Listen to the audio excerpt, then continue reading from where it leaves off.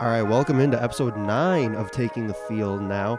I want to get to some thoughts on some Big Ten college football from this past season and kind of give you my thoughts on really Michigan's football program and kind of coming to terms with reality in respect to that. And I had some thoughts on Michigan under Jim Harbaugh and the sort of rivalry with OSU.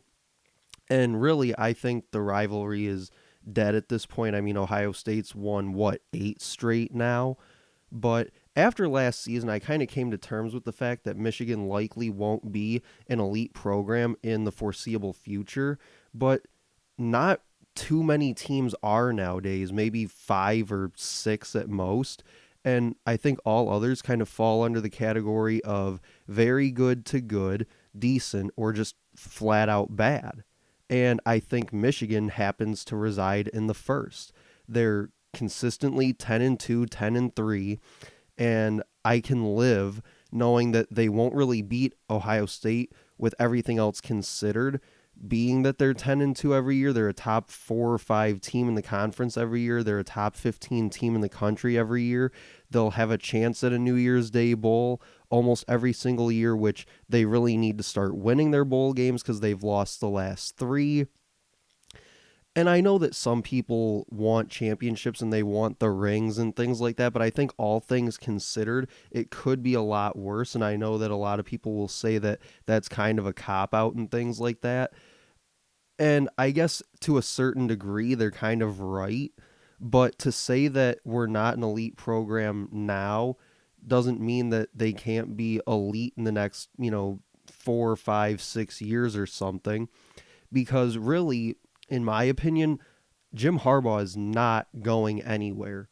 Because you hear all the time these coaching positions become available, and he's, if not the top choice, supposedly, he's supposedly in the top 5 or something like that of one of the top candidates for that job, which I just think is absolutely ridiculous. And I've talked about that on previous episodes.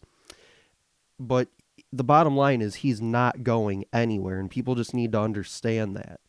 And a certain national sports station kind of put it into people's heads that the expectation from day one needed to be getting those championships and beating Ohio State. But what they conveniently kind of overlooked was the fact that Michigan at the time was in no way, shape, or form designed to win at that level, which what seems like they don't understand is that kind of stuff takes time to build. And in some cases, it can take more than, 4 or 5 years to build that. But now they kind of live to be able to put Harbaugh and the program down every opportunity they get.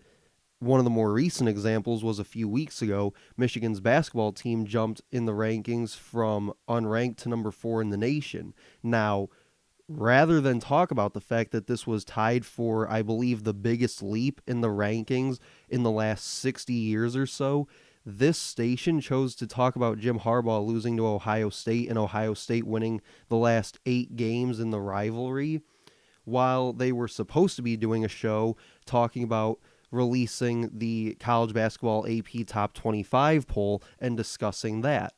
I'm not really sure, as a college football and college basketball fan who pays attention to a lot of this stuff, I'm not really sure how that makes any sense to the topic that you were supposed to have been discussing.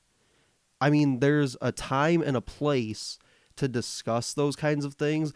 During the college basketball AP Top 25 poll was probably not one of them. But again, they saw the opportunity to take their shots, and they took it.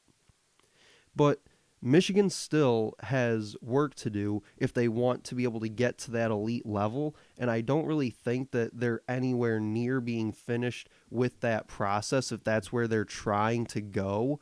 I'd say they're more kind of in the middle right now of that process, but they do have a lot more to work towards.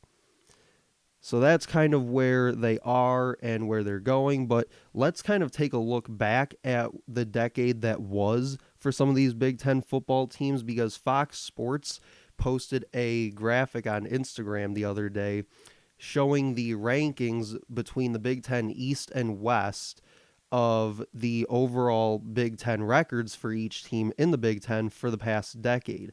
And to absolutely no one's surprise, Ohio State finished with the best record in the Big Ten for the decade with a record of 74-10. Wisconsin was the best in the West with a 64-20 record.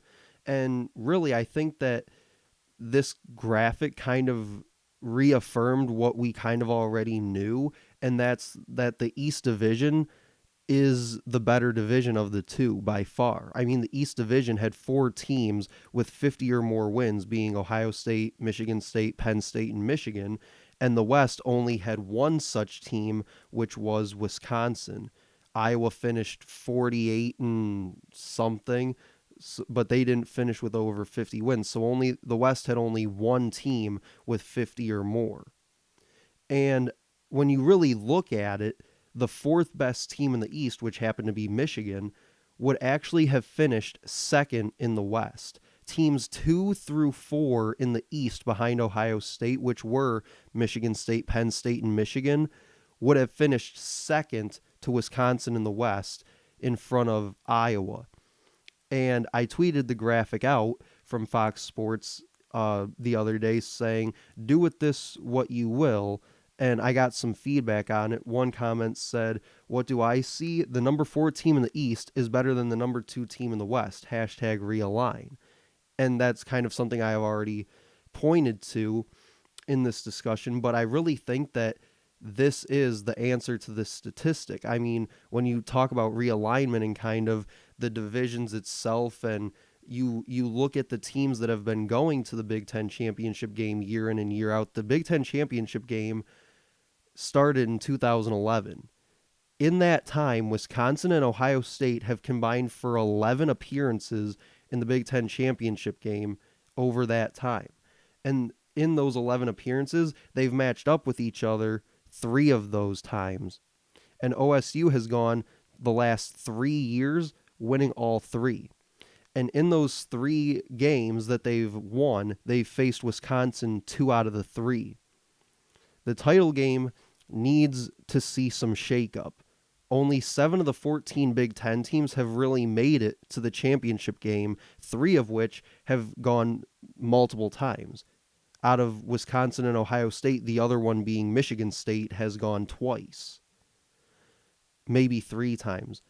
But another commenter said, what I see here is that Ohio State has been winning at an 88% clip for a decade, and Fox, ESPN, and many others seriously think that anything below that is mediocre or average, a genuine and extreme lack of perspective. And I don't really take it as a direct attack on any of the other schools in the Big Ten outside of Ohio State. I don't think it's really an attack on their programs and, them not winning or not winning enough necessarily. I took it more just as what it is, a statistical representation of how each team did this decade. And I think in some cases it was kind of eye-opening to see some of the Big Ten teams' records for the decade, because maybe you thought that a certain team would have more wins than they did, or you're surprised that a team had as many wins as they did. So I think it kind of just helped put it a little bit more into perspective. And as I mentioned when I tweeted the graphic, again, courtesy of Fox Sports, I said, do with this what you will. I wasn't really trying to control the narrative or anything like that around it, as this commenter believes that Fox Sports was trying to do. I was really just kind of allowing people to make their own observations as I made my own. And the same commenter then said, if Michigan was in the West the entire decade, they'd have gone to Indy at least 3, if not all 5 years of Jim Harbaugh's tenure, and would have been there once with Brady Hoke. It's very telling. And I think it would have been more like 2 times, maybe 3 at most with Harbaugh so far. You would have had to beat Wisconsin to get to Indy, I think, and you are 2-2 against them in the last 4 years. You've played them each of the last 4 years. You would have gone in 2016 and 2018 probably for sure if you were in the West, because those are the 2 years that you beat Wisconsin. but that's probably about it. You could make a case that they would have gone in 2015 with Jake Rudock, but at least for sure it would have been 16 and 18. And then he mentions going once with Brady Hoke. You could probably make the argument that they go in 2011 when they finished 11 and 2 overall for the entire season, but that's a debate that we can have on a later episode if you would like.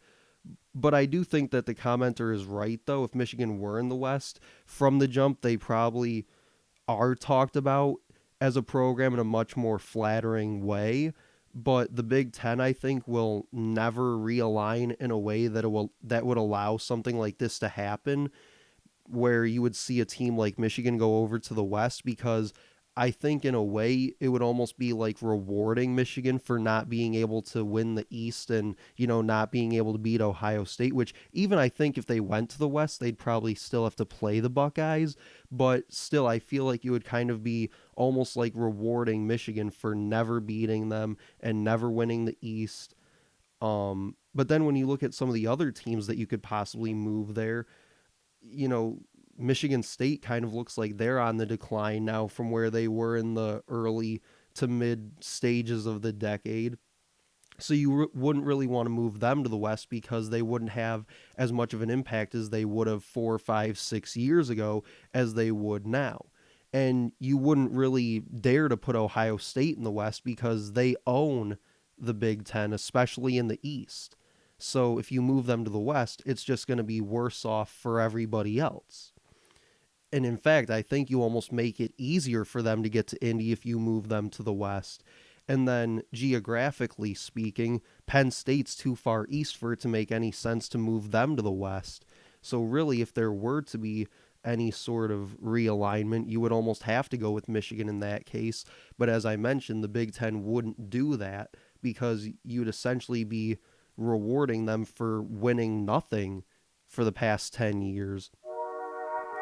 So that'll do it for episode 9 of Taking the Field. A quick reminder to like, comment, and share on this post, and check out past episodes of the podcast on my website, takingthefield.com.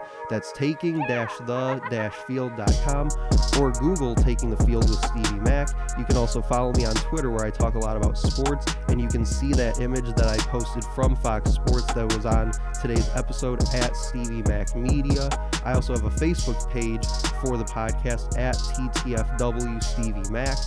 And that'll do it for episode 9 of Taking the Field. Thanks for listening.